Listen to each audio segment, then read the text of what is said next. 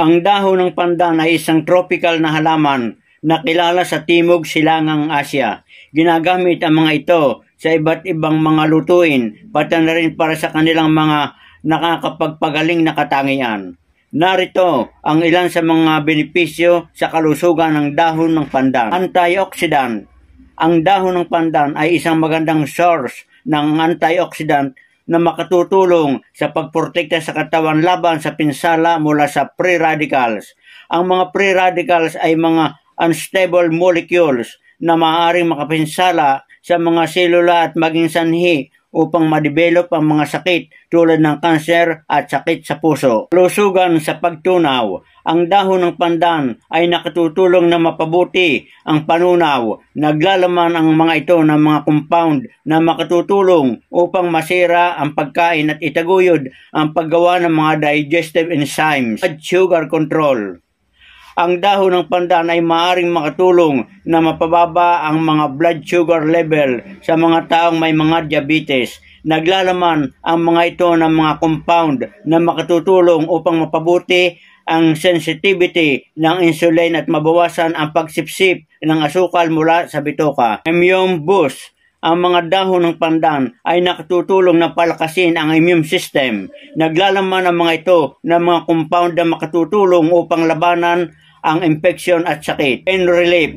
Ang dahon ng pandan ay napatunayang may mga katangiang pampawala ng sakit. Naglalaman ang mga ito ng mga compound na makatutulong upang mabawasan ang pamamaga at sakit. Anti-inflammatory.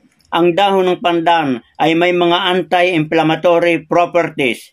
Makakatulong ang mga ito upang mabawasan ang pamamaga sa katawan na maaaring maging kapaki-pakinabang para sa iba't ibang mga kondisyon tulad ng arthritis at hika. Bukod sa mga benepisyo nito sa kalusugan, ang dahon ng pandan ay ginagamit din para sa iba't ibang layunin tulad ng pagpapalasa.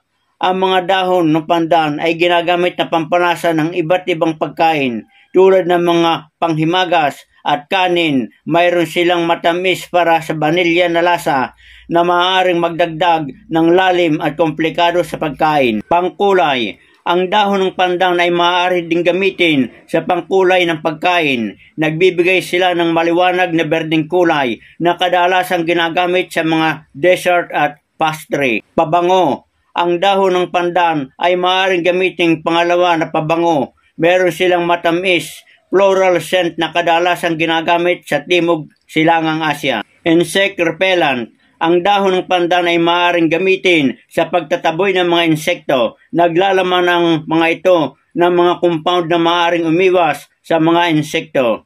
Traditional na gamot.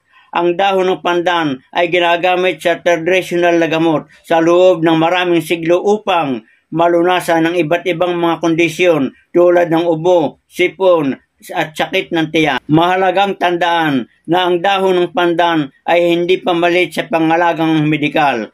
Kung pinag-iisipan mong gumamit ng dahon ng pandan upang gamutin ang isang kondisyong medikal, mahalagang makipag-usap mo sa iyong kilalang doktor.